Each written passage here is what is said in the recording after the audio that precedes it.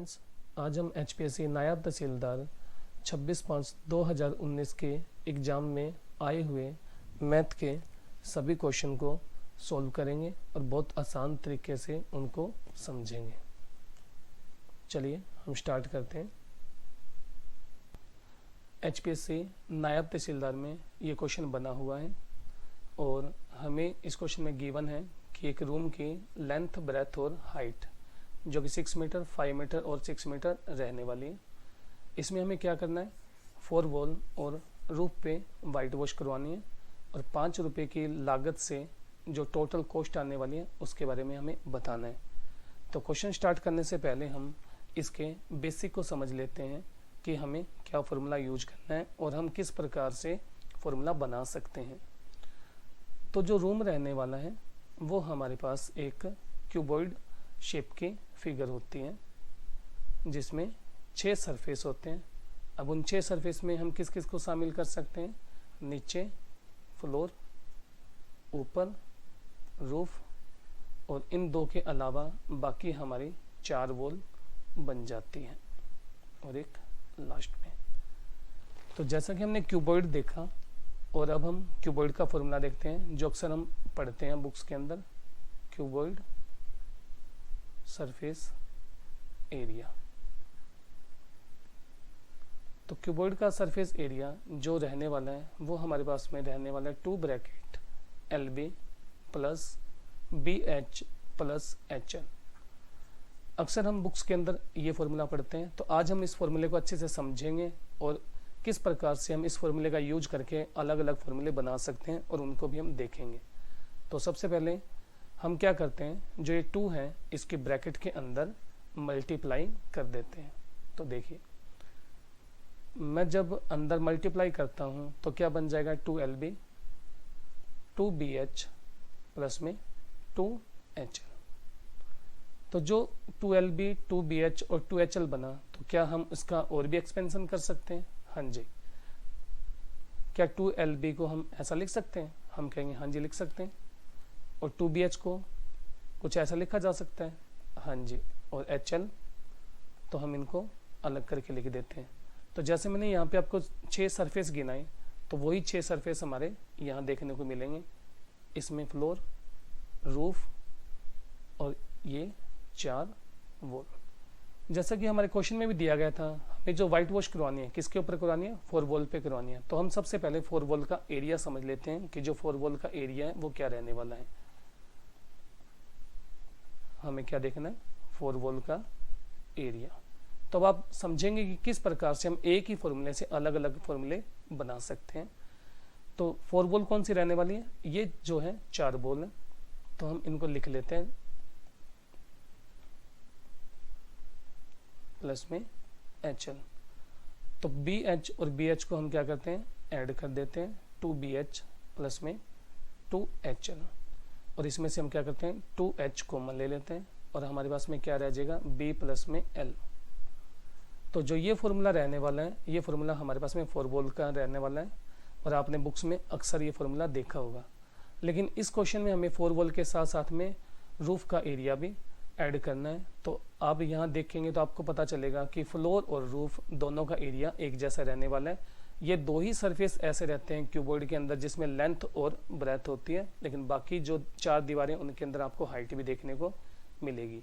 तो हम क्या करते हैं, इस फॉर्मूले के अंदर LB को ऐड कर देते हैं और जो हमारा क्वेश्चन है उसके अंदर हमें ये फॉर्मूला लगाना है। चलिए, तो इसमें हमारे पास में क्या फॉर्मूला लगेगा, जो कि अभी हमने बताया कि एरिया ऑफ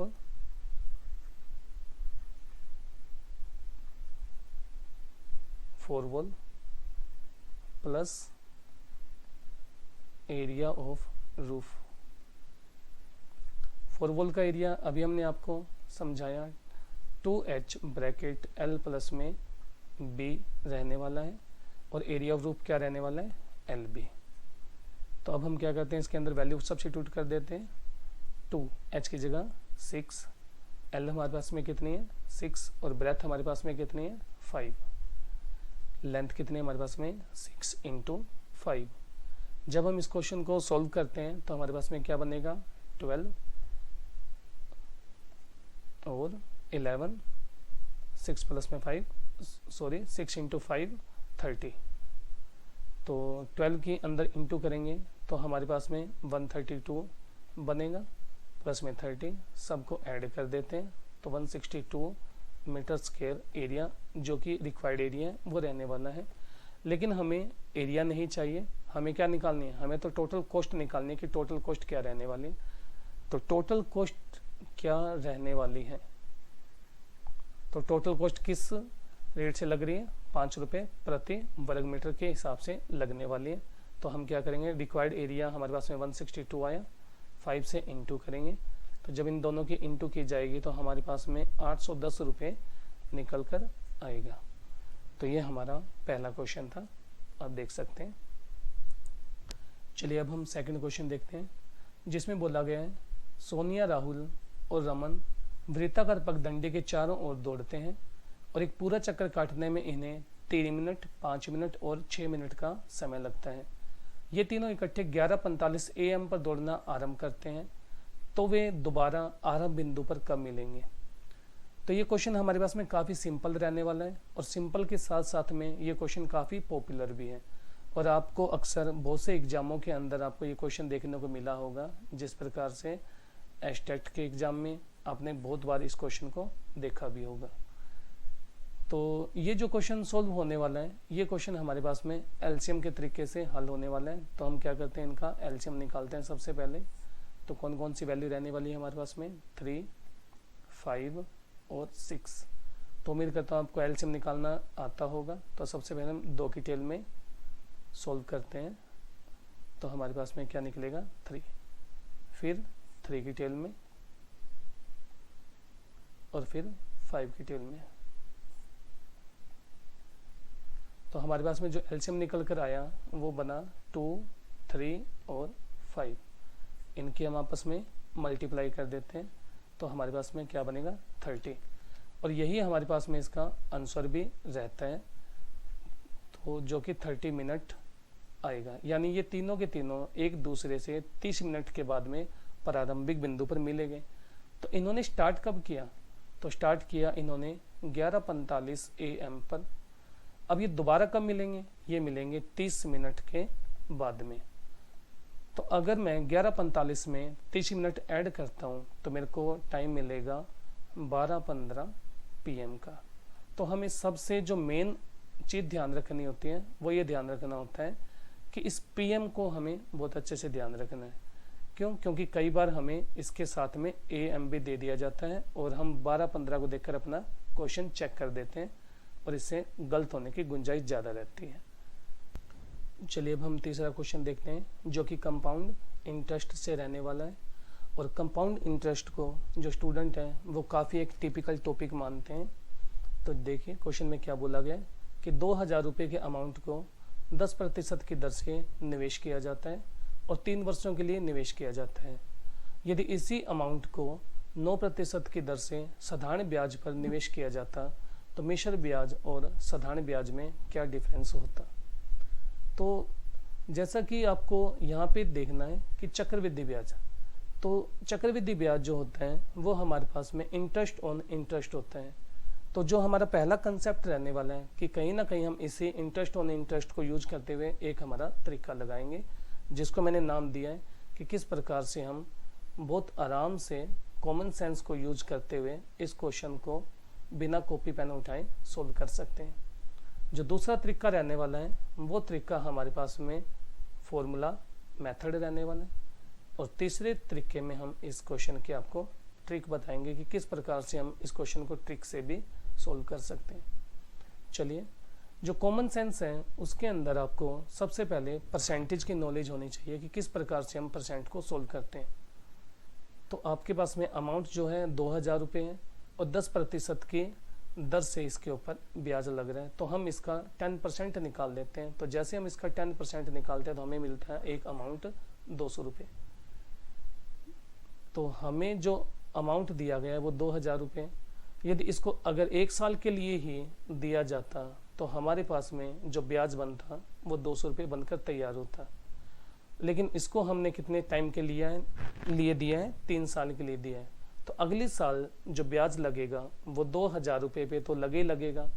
उसके साथ में ये जो 200 रुपये हैं इसके ऊपर भी आपको 10% अलग से ब्याज 20 रुपये मिलेगा। उसके बाद में तीसरी साल जो दोबारा से ब्याज लगेगा वो 2,000 रुपये पे 200 रुपये आपको ब्याज मिले ही मिलेगा, लेकिन इस 200 रुपये पे आपको अलग से 20 रुपये ब्याज दिया जाएगा। अब ये जो 20 रुपये हैं इस पे आपको अलग से 2 रुपये ब्याज दिया जाएगा और इस 200 रुपये पे आपको अलग से 20 रुपये ब्याज दिया जाएगा। तो यानी इस प्रकार से आपका 3 साल का जो टोटल ब्याज बनकर तैयार होगा 200, 400, 600 यानी 662 रुपये ब्याज बनकर आपका तैयार हो जाएगा। यानी जो आपका कंपाउंड इंटरेस्ट रहने वाला है वो आपका कितना रहने वाला है, 662 रुपये। अब हम इसी को नेक्स्ट मेथड जो हमारा रहने वाला है फॉर्मूला मेथड, तो हम फॉर्मूले से समझ लेते हैं। फॉर्मूला आपको पता ही होगा कि हमारे पास में जो कंपाउंड प्रिंसिपल का फॉर्मूला होता है वो हमारे पास में फॉर्मूला रहता है P1 + R/100 और e⁻ टाइम। तो हमें प्रिंसिपल दिया गया है 2,000 रुपये, 1 प्लस जो आपको रेट दी गई है वो 10% है, तो आर की जगह पे रेट आ जाएगी और टाइम आपके पास में कितना है, 3 साल। तो जब आप अमाउंट 2,000 रुपये और 0 से 0 कैंसिल कर दीजिए, 10 1 और हमारे पास में क्या बन जाएगा 11/10 और पावर कितनी है अभी भी हमारे पास में 3। तो 2,000 गुणा में पावर 3 है तो हम इसको क्या लिखेंगे, 3 बार लिखेंगे। तो हमारे पास में नीचे 3 0 है और हम 3 0 से 3 0 कैंसिल कर देते हैं। जब सभी की मल्टीप्लाई की जाएगी तो हमारे पास में 2,662 रुपये निकल कर आएगा। तो जो 2,662 रुपये हैं ये हमारे पास में कंपाउंड प्रिंसिपल है। अगर आपको कंपाउंड इंटरेस्ट निकालना है तो कंपाउंड इंटरेस्ट निकालने के लिए हमें क्या करना होता है, कंपाउंड प्रिंसिपल में से प्रिंसिपल को घटाना होता है। तो कंपाउंड प्रिंसिपल कितना आया हमारे पास में 2,662 रुपये, अमाउंट कितना था हमारे पास में 2,000 रुपये, और अगर हम घटाएंगे तो फॉर्मूले से भी आपको देख सकते हैं कि अमाउंट जो मिलेगा 662 रुपये मिलेगा, जो कि हमने पहले कॉमन सेंस से किया था। चलिए अब हम इस क्वेश्चन को ट्रिक के माध्यम से देखते हैं कि किस प्रकार से हम इस क्वेश्चन को ट्रिक से भी कर सकते हैं। जो हमारे पास में ट्रिक रहने वाली है इस क्वेश्चन की, तो ट्रिक क्या रहने वाली है, देखिए आपको लिखना है x प्लस में y प्लस xy बाय में 100। तो यहाँ पे जो x रहने वाला है वो आपके पास में 10 रहने वाला है और y भी आपके पास में क्या रहने वाला है, 10 रहने वाला है। तो अब हम क्या करेंगे, x की जगह पे 10 रखेंगे, y की जगह पे 10 प्लस x की जगह पे 10 और y की जगह पे 10। ये जो ट्रिक है ये हमें लास्ट में क्वेश्चन को सोल्व करवाएगी। किस तरीके से, सिंपल इंटरेस्ट के तरीके से। 10 में 10 जोड़ेंगे तो हमारे पास में क्या बनेगा 20, इनको काट देंगे तो 1। अगर 2 साल के लिए अगर ये अमाउंट दिया होता तो हम क्या कर सकते हैं, साधारण ब्याज से 21% की रेट लगाकर अपना क्वेश्चन सोल्व कर सकते थे। लेकिन जो हमारा क्वेश्चन है वो 3 साल के लिए दिया गया, तो हमें क्या करना पड़ेगा, दोबारा से इस फॉर्मूले का इस्तेमाल करना पड़ेगा।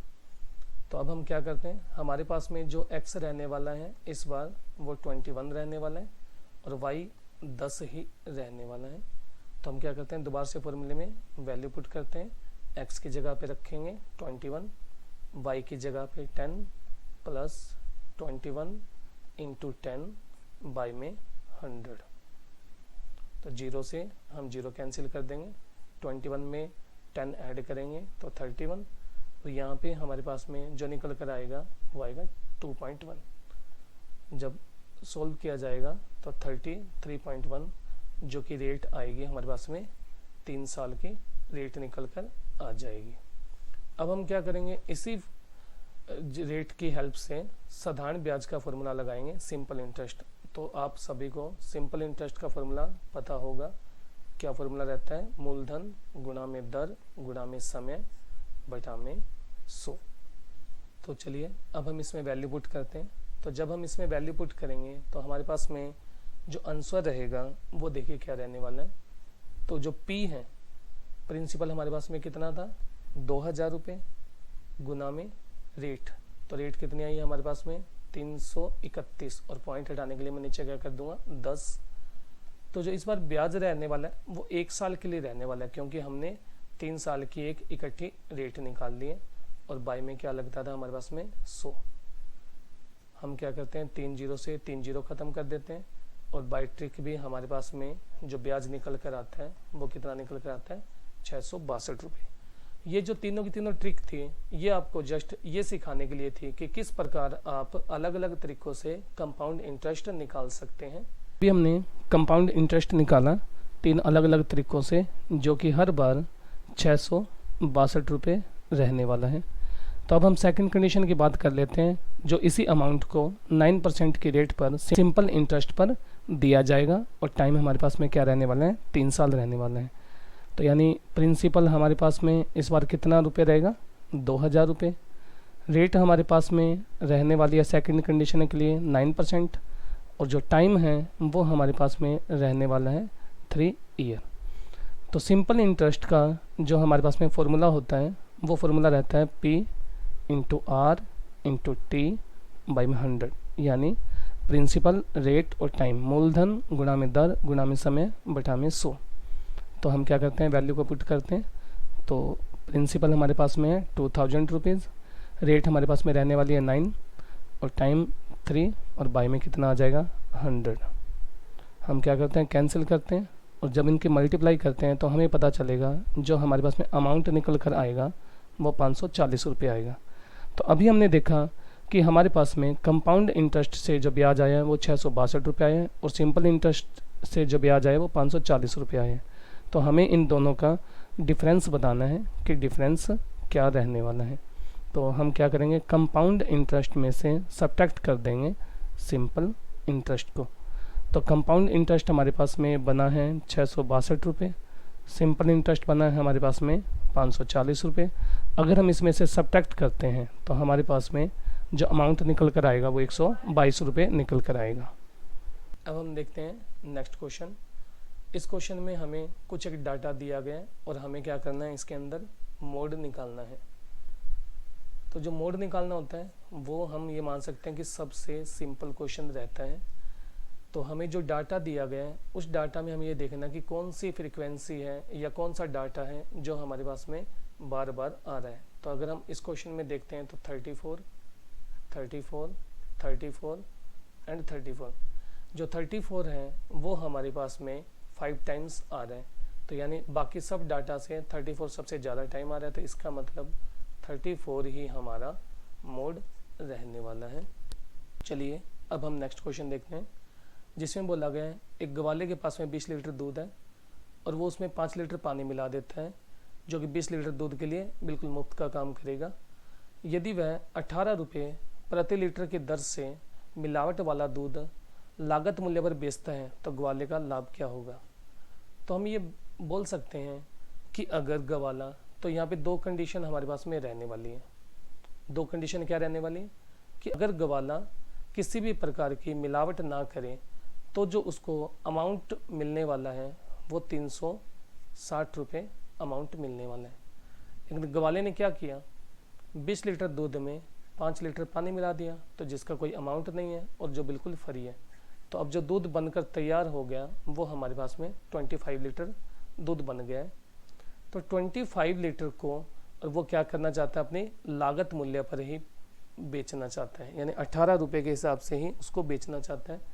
तो जब हम 25 के 18 से इंटू करते हैं तो हमारे पास में जो अमाउंट निकल कर आता है वो 450 रुपये अमाउंट निकल कर आता है। तो यानी अगर वो मिलावट वाला दूध बेचता है तो जो उसका प्रॉफिट रहने वाला है, तो आप देख सकते हैं कि प्रॉफिट कितना रहेगा कि मिलावट वाला दूध 450 में बिकेगा और वहीं पे बिना मिलावट वाला दूध 360 रुपये का। तो यानी अब उसको 90 रुपये ज़्यादा मिलेंगे तो हमें बताना है कि उसको कितना लाभ हुआ, यानी हमें उसका प्रॉफिट परसेंट बताना है कि उसका प्रॉफिट परसेंट क्या है। तो यानी जो प्रॉफिट रहने वाला है वो 90 रुपये रहने वाला है, और ये प्रॉफिट किस पे रहने वाला है, ये प्रॉफिट रहने वाला है 360 पे। और प्रॉफिट परसेंट निकालने के लिए हम क्या करते हैं, इंटू में 100 कैंसिल कर दीजिए। तो जब आप कैंसिल करेंगे तो ये कितने पे कट जाएगा, 25। तो यानी उसको जो प्रॉफिट रहने वाला है वो है 25%।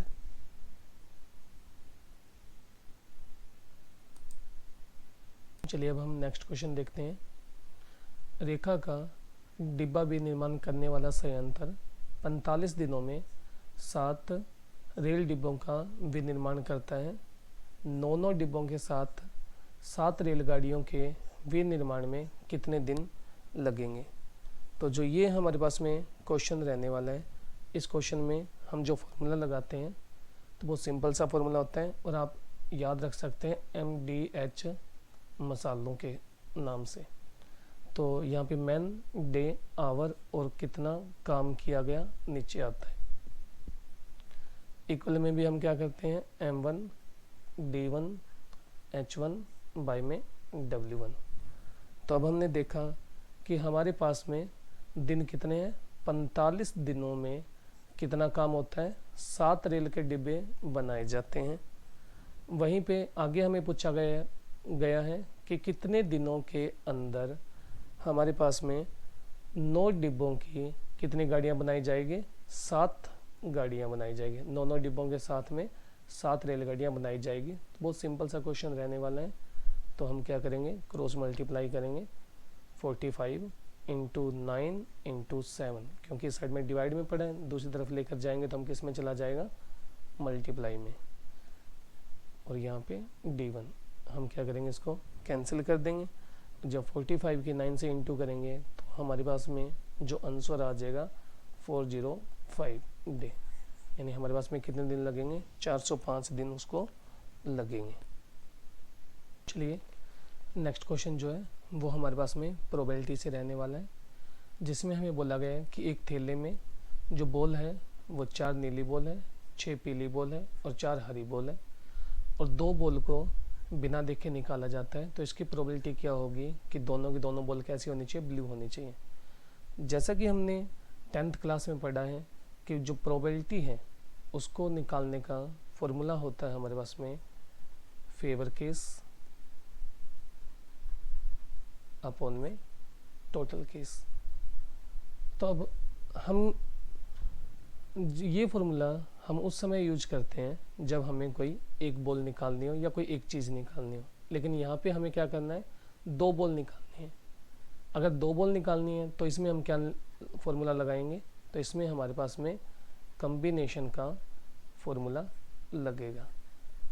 तो जो कम्बिनेशन फॉर्मूला रहता है हमारे पास में प्रोबेबिलिटी में, वो फॉर्मूला किसका होता है, NCR का। तो क्या फॉर्मूला होता है, n फैक्टोरियल अपॉन में r factorial n minus r factorial. तो ये हमारे पास में कम्बिनेशन का फॉर्मूला रहने वाला है। तो हमारे पास में अगर हम थोड़ा ध्यान से देखें तो हमें ये पता चलेगा कि फेवर में क्या है, कि फेवर में हमारे पास में है 4C2, यानी हमें 4 जो बॉल हैं नीली, उनमें से 2 बॉलें निकालनी है और दोनों की दोनों कैसी होनी चाहिए, ब्लू बॉल होनी चाहिए।